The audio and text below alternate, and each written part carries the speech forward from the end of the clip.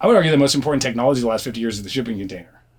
At least in terms of like lifting people out of poverty and creating economic, unifying the world, creating globalization. And yeah, like it hasn't really changed. We still unload these ships one container at a time.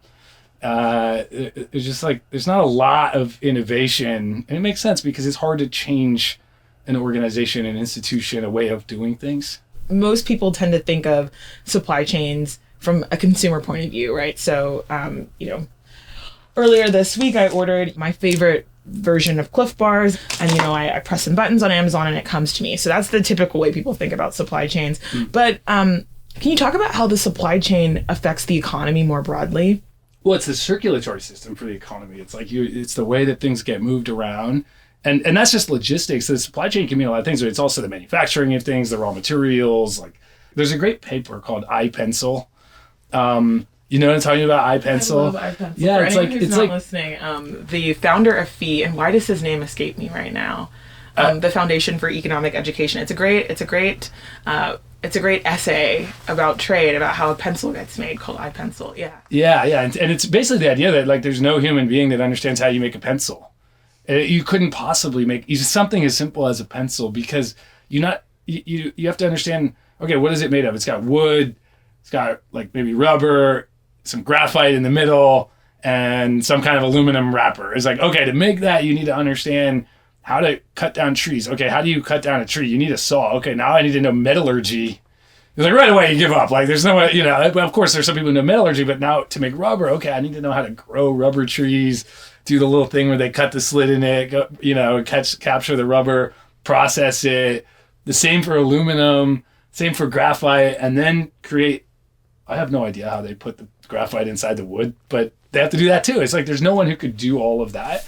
And then imagine that on an insane complexity of the modern economy, where everything is connected to everything else, and we all take it for granted. And that fundamentally is the supply chain. How does this connect to one another? How do we connect companies, people, and the ideas that go into those products, right? Adam Smith has a great quote. It's like, I never saw a dog exchange a bone with another dog. It's something that only humans do. We depend on it to an insane degree. And it's what advances civilization and progress, because every time two people trade with one another, there's a mutually beneficial exchange. And so value is created from that process. I give you something that you value more than what you gave me. And so new value is created in the process. So I think it's a foundational aspect of like how we rise up as a human civilization, as a human, species.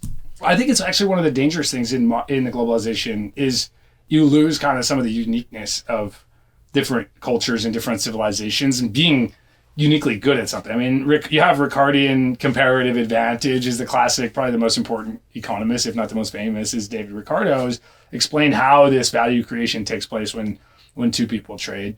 But if everybody has the same ideas, then all you get is like, oh, we have slightly different geographic attributes, geologic attributes. You have coal and we have timber or something. It's not that interesting when all the ideas are the same.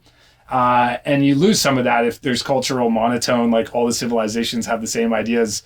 It's not very interesting. I always find it, I love to travel, and I used to like to travel even more because the internet has kind of created a lot of monoculture. You can get avocado toast anywhere you want on planet Earth now. It's like a sign elites are traveling in the neighborhood. I hate seeing avocado toast and I'm in some foreign country. And I want to live in a world where there's like more cultural diversity, and I think it can lead to more interesting exchange of ideas and exchange of products and things. But the last time I was in Zambia, I just tweeted a picture. I was like, where do you think I am right now? And I got like, oh, Miami, San Francisco. And I was like, nope, I am in Lusaka, Zambia. Yeah. And it looks like I'm in Miami. I bet you can get avocado toast in Zambia. You actually can. And you know what? That avocado toast was some of the best avocado toast I've ever had. Had shrimp on it too, which was